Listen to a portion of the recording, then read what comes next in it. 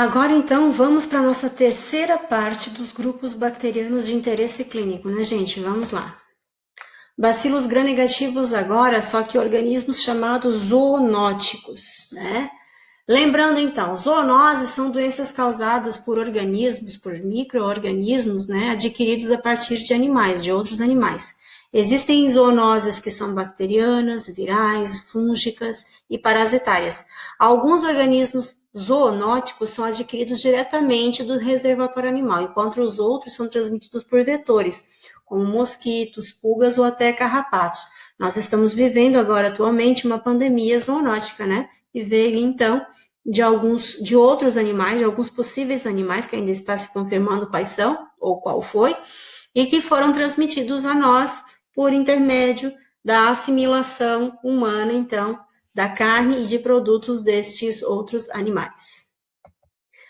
Vamos para um deles, então, que é uma bactéria que pode se transformar uma zoonose, né, dependendo da situação. As brucelas, elas são chamadas, então, de bacilos gram-negativos e são acapsuladas, não tem cápsula, né? Eles são geralmente identificados como patógenos em humanos de acordo com seus reservatórios animais.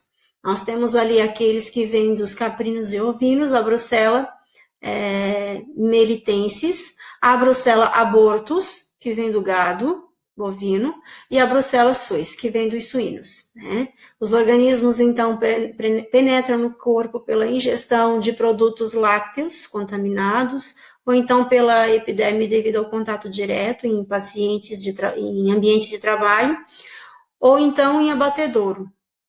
Localizam-se nos linfonodos, fígado, baço e medula óssea.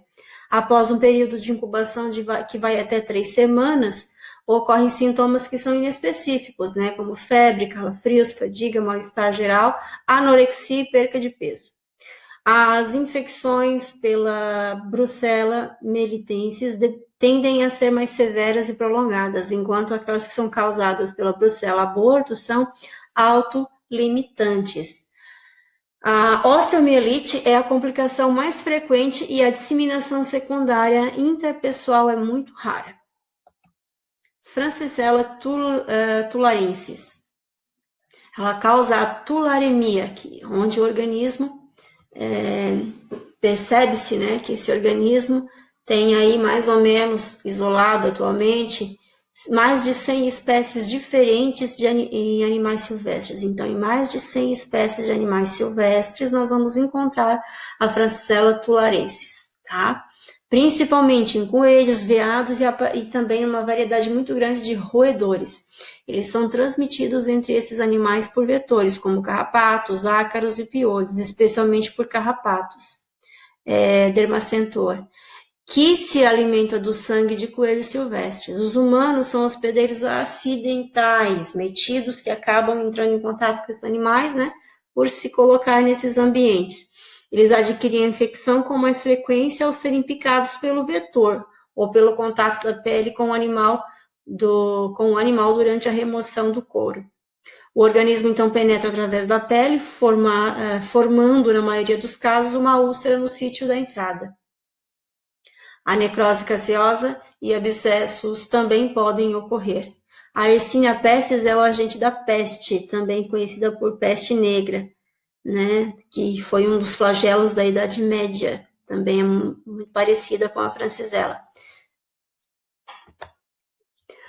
Pasteurella multitossida, né, causa infecções de ferimentos associados à mordedura de gatos e cães. É membro da microbiota normal da cavidade oral de diversos animais, particularmente de cães, de gatos domésticos, sendo transmitida pela mordedura.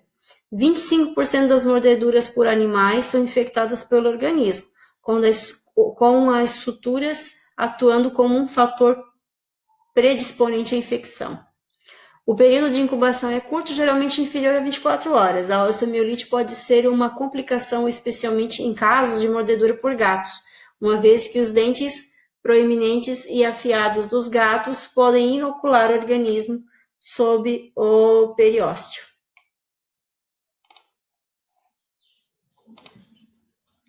Micobactérias são bacilos aeróbicos ácido resistentes, são fracamente corados pelos corantes utilizados na coloração de grã. Esses organismos não são gram-positivos nem gram-negativos e são fracamente corados, então, pela fucsina ou pelo próprio cristal violeta, né, que a gente utiliza na coloração de grã. Elas são virtualmente as únicas bactérias ácido resistentes, com exceção da anocárdia, né? A principal causadora da anocardite, o que também ela também é ácido resistente. Aí a gente pode se perguntar onde é que elas estão nessa foto, né? Elas estão aqui, ó, esse amontoadinho aqui são as micobactérias, tá? Uma delas é a Mycobacterium tuberculosis, que causa a tuberculose, né? Em nível mundial é a causa mais a causadora de grandiosidade de mortes, né, como agente microbiano. Cresce lentamente, ou seja, em 18 horas é que ela vai conseguir duplicar a sua colônia. Contrariamente à maioria das bactérias, que são capazes de duplicar seu número em 1 hora ou menos. As culturas de espécimes clínicos devem ser mantidas por 6 a 8 semanas antes de serem consideradas negativas. É transmitido interpessoalmente por aerosóis respiratórios, né, gotículas, sendo o pulmão o sítio inicial da infecção. Os humanos correspondem ao reservatório natural dessa bactéria e não há outro reservatório animal conhecido. As lesões são dependentes da presença do micro-organismo e da resposta do hospedeiro, que pode ser de 2 tipos. As lesões exudativas, que são uma resposta inflamatória aguda e que ocorrem principalmente nos pulmões, no local, no sítio inicial da infecção, ou então lesões granulomatosas na área central de células gigantes contendo bacilos tuberculosos, circundada por uma zona de células epitelioides. Um tubérculo consiste de um granuloma circundado por um tecido fibroso, que sofreu necrose caseosa central. Os tubérculos cicatrizam por fibrose e calcificam. Então, essa aqui é a visão delas um pouquinho mais aproximada quando em colônias, tá? E aqui ele formando, então, a resposta inflamatória, né, no pulmão. Micobactérias que são chamadas de atípicas, né, são classificadas em 4 grupos, de acordo com a taxa de crescimento e na produção de pigmento. Então, o grupo 1 forma colônias com pigmentação amarelo-laranja, sempre quando são expostos à luz. Elas são chamadas fotocromogênicas. No grupo 2, elas produzem o pigmento principalmente na ausência de luz. Então, escotocromogênica, tá? Grupo 3, produzem pouco ou nenhum pigmento, amarelo-laranja, independentemente da presença da luz. Acromogênicos. Todos os grupos crescem lentamente. Os organismos do grupo 4 exibem crescimento rápido, produzindo colônia em menos de 7 dias. Então, né, o grupo 4 tem esse crescimento rápido. No grupo 1, a gente tem aqui a Mycobacterium cansaceae, que causa doença pulmonar semelhante à tuberculose, e os pacientes apresentam teste cutâneo de tuberculina positivo com frequência. A Mycobacterium marinum causa um granuloma da piscina, também conhecido como granuloma do aquário. As lesões ulcerantes granulomatosas ocorrem na pele, no local, na região de abrasões ocorridas em piscinas e aquários, né? O habitat natural do organismo é água doce e salgada. O grupo 2, nós temos então aquelas micobactérias Scrofulaceae, né, que causa escrófula, uma adenite cervical granulomatosa, geralmente que acomete crianças, né? O organismo penetra através da orofaringe e infecta os linfonodos adjacentes, abaixo. Seu habitat natural corresponde às fontes de água ambientais, mas foi também isolado como um saprófita do trato respiratório humano. Grupo 3, acromogênico. O complexo, né, Mycobacterium avium intracelulare é composto por 2 espécies, o Mycobacterium avium e o intracelulare, cuja a diferenciação por meio de testes laboratórios padrão é bastante difícil. Eles causam doença pulmonar clinicamente indistinguível da tuberculose, principalmente em pacientes que são imunocomprometidos. Já o grupo 4, que tem um crescimento das micobactérias bem mais rápido que os outros, né? É o Mycobacterium fortuitum, né? Chelonae. É composto por duas espécies similares. São saprófitas encontradas no solo e na água e raramente causam doenças em humanos. A Mycobacterium abscessus é outra micobactéria de crescimento rápido adquirida a partir do meio ambiente. Causa infecções pulmonares e também na pele, ossos e articulações. Ele é altamente resistente a antibióticos, é perigoso.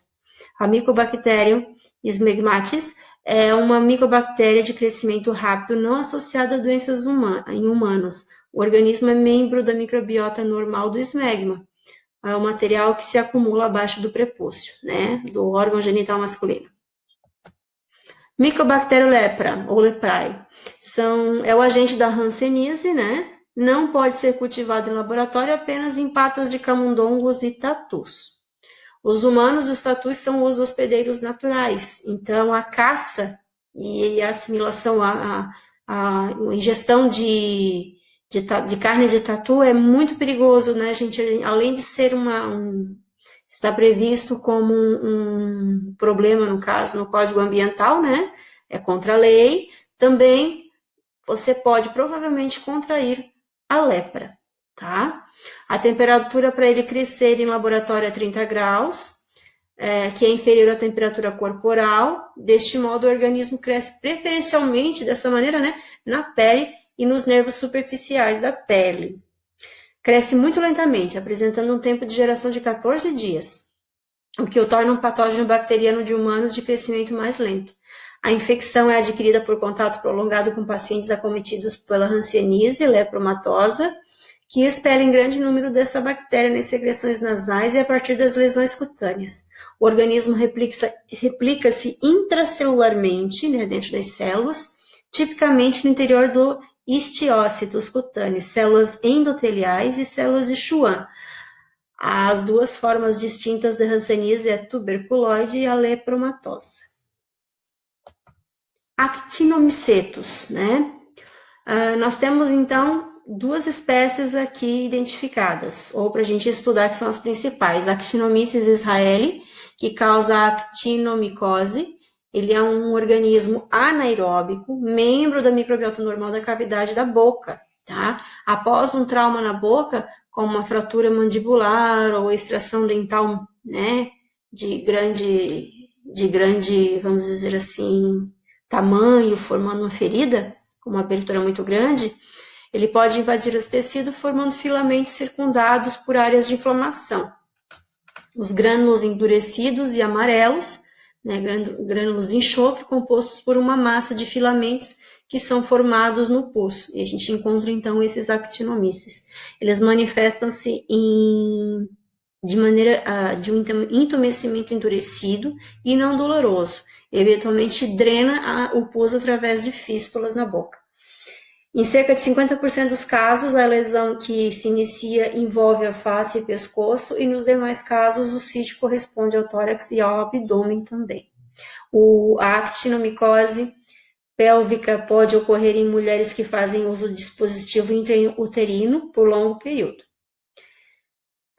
O Actinomyces israeli e as espécies de aracna são as causas mais comuns de actinomicose em humanos, e a doença não é transmissível de humano para humano. A gente vê aqui, então, ele na placa de Petri e numa micrografia, numa leitura ao microscópio. Nocardia asteroides. Causa nocardiose, né? Então, a gente tem ali a nocardia asteroides e a nocardia brasiliensis. São as causas mais comuns, então, dessa doença. Ela se manifesta como uma infecção pulmonar e pode progredir formando abscessos e até fístulas. Em indivíduos que são imunocomprometidos, o organismo pode disseminar-se para o cérebro, pele e rins. A doença não é transmissível. E aqui a gente consegue observar ela numa lâmina, ao microscópio, e ela crescendo em tubos de ensaio, né? Dependendo do meio que a gente está falando, os tipos. Micoplasmas. Os micoplasmas, então, consistem em um grupo de organismos muito pequenos e são desprovidos da parede celular, aquela que a gente cansou de estudar lá no primeiro módulo, né? Dentre as quais o micoplasma pneumoniae corresponde ao principal patógeno desse grupo. Ele, então, causa pneumonia atípica e são os menores organismos de vida livre conhecido. A sua característica é a ausência dessa parede celular. Ele é um patógeno apenas de humanos e é transmitido pelas gotículas respiratórias. Nos pulmões, o organismo apresenta a forma de bacilo, com extremidades afiladas que contém proteínas específicas que vão atuar como ponto de adesão ao epitélio respiratório. Outros micoplasmas, como o hominis, né, ele foi visto como a causa mais frequente de doença pélvica inflamatória. Assim também o ureoplasma urealyticum, tá, pode ser responsável por aproximadamente 20% dos casos de artrite não gonocócica. Os ureoplasmas podem ser diferenciados dos micoplasmas por sua capacidade de produzir uma enzima chamada urease, que degrada a ureia em amônia e dióxido de carbono. Espiroquetas, né? Vamos lá. A primeira, treponema pallidum, que causa sífilis e é transmitida a partir das lesões cutâneas ou de membranas mucosas, como a genitália, cavidade oral e reto. Contém espiroquetas de um indivíduo infectado, contendo, né, espiroquetas de um indivíduo infectado a outro indivíduo por contato íntimo. Também pode ser transmitido de mulheres grávidas para o feto. Em casos raros, o sangue destinado à transfusão coletado durante as fases precoces da sífilis também é infeccioso. O organismo, então, frequentemente infecta o endotélio de pequenos vasos sanguíneos, causando a endartrite. Isso ocorre durante todos os estágios da sífilis, porém é particularmente importante na patogênese das lesões cerebrais e cardiovasculares observadas na sífilis terciária. Aqui é uma forma de observá-lo, num tipo de lente de microscópio, uma foto, e aqui é outra forma, tá? Borrelia, que também é um treponema, né? É uma espiroqueta, perdão. As borrelias, então, são espiroquetas irregulares em espiral relaxada, que se coram, né, por Giemsa, ou Gimsa, como também muitos falam, e outros corantes. São transmitidas por artrópodes que causam duas doenças importantes, a doença de Lyme e a febre recorrente. A Borrelia burgdorferi causa a doença de Lyme, a borreliose, que é transmitida pelo carrapato, mais comum nos Estados Unidos, mas também nós temos alguns parecidíssimos por aqui. Lá nós temos esse carrapato específico, né, que é Isoxides scapularis, que corresponde ao vetor na costa leste e centro-oeste dos Estados Unidos. A Borrelia recurrentes e a Borrelia hermense, nós temos então a recorrentes, que é transmitida interpessoalmente pelo piolho corporal humano, onde os humanos são os únicos hospedeiros, e a hermensis, e várias outras espécies de borrelia são transmitidas aos humanos por carrapatos moles, né? Roedores e outros animais pequenos são os principais reservatórios e são transmitidos de forma transovarianamente nos carrapatos, pelos ovários, né, gente? Fenômeno que desempenha importante papel na manutenção do organismo na natureza. Aqui a gente tem o ciclo dos carrapatos. Eles acabam encontrando, então, acidentalmente nós humanos, né, e transmitindo essas bactérias. Leptospiras. Nós temos a Leptospiras interrogans, que é o agente da leptospirose. As leptospiras infectam, então, ratos e outros roedores, animais de criação doméstico e animais de estimação. Os animais excretam leptospiras na urina, o qual contamina a água e solo. A infecção humana ocorre quando essas bactérias são ingeridas ou atravessam as membranas mucosas ou até a pele. Os organismos vão circulando pelo sangue e multiplicando-se em vários órgãos, produzindo febre e disfunção hepática, a icterícia, né? Renal, a uremia, e pulmonar, com hemorragia, e do sistema nervoso central, que é a meningite asséptica. Outras espiroquetas, que são as espiroquetas saprófitas anaeróbicas, são proeminentes da microbiota normal da cavidade oral humana. Tais espiroquetas, então, vão participar das infecções mistas por anaeróbios, mordeduras humanas infectadas, úlceras e tudo mais. Nós temos o Spirillum minor, tá? Vocês vão achar ele também como Minus, também na internet. Causa um tipo de febre da mordedura de rato em humanos, quando o rato morde humanos. O Streptobacillus moniliformes, que é um bacilo gram-negativo, também causa febre da mordedura do rato. Clamídias, né? São organismos intracelulares obrigatórios, só se desenvolvem dentro de células, crescem no interior dessas células. São agentes de doenças sexualmente transmitidas comuns, como a uretrite e cervicite, bem como outras infecções, como pneumonia, citacose, tracoma e linfogranuloma venéreo. A Chlamydia trachomatis causa infecções oculares e do trato respiratório genital e genital.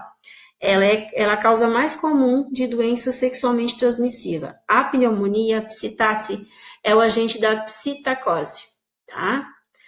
A trachomatis infecta apenas humanos, sendo transmitida por contato pessoal próximo, por exemplo, sexualmente ou pela passagem através do canal do parto. No tracoma, a trachomatis é transmitida pelo contato entre dedos e olhos, ou fômites e olhos.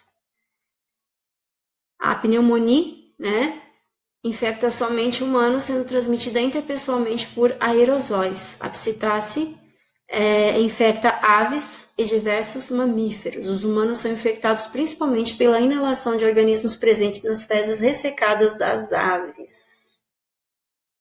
Rickétsias são parasitas também intracelulares e são obrigatórios. Para se multiplicar, tem que estar dentro de uma célula. São agentes do tifo, de febres maculosas e da febre Q. Nos Estados Unidos existem duas importantes doenças causadas por elas, né? A febre maculosa das montanhas rochosas, que é causada pela Rickettsia rickettsii, e a febre Q, que é causada pela Coxiella burnetii. Várias outras doenças ocasionadas por rickétsias, como tifo epidêmico e rural, exibem importância em países em desenvolvimento. A varíola por rickétsia, causada pela Rickettsia alcari, é uma doença rara encontrada em determinadas cidades densamente povoadas dos Estados Unidos. Então, ela é endêmica. Tudo que a gente fala que é endêmica de um local só, tá? A febre maculosa das montanhas rochosas tem sintomas que são inespecíficos, febre, dor de cabeça, mialgia, prostração, e tem ainda a produção de erupções típicas, que surge mais ou menos entre 2 e 6 dias, e aí inicia-se por máculas, que frequentemente vão progredir para petequias. O carrapato é importante reservatório dessa bactéria. Na febre Q, os órgãos envolvidos são os pulmões, né? Ela manifesta-se de forma súbita como febre, cefaleia severa, tosse, entre outros sintomas que parecem muito com a gripe. O tifo, no caso, existem várias formas dele. O tifo epidêmico, que é transmitido por piolhos, né? Causado pela Rickettsia provazekii. Tifo endêmico, né? Transmitido por pulgas, causado pela Rickettsia tipi. E o tifo rural, transmitido pelo bicho de pé, que é causado por outro tipo de Rickettsia. Tsutsugamitsu, enfim, e várias outras bactérias bastante raras. O tifo inicia-se com calafrios, febre, cefaleia e outros sintomas semelhantes à gripe, de 1 a 3 semanas após a mordedura do piolho.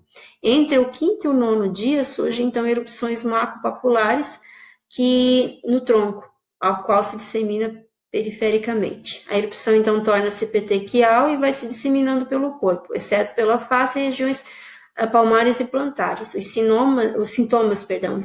sinais de meningocefalite severa incluem então delírio e coma, surgem com a erupção e persistem pela 2ª e 3ª semana.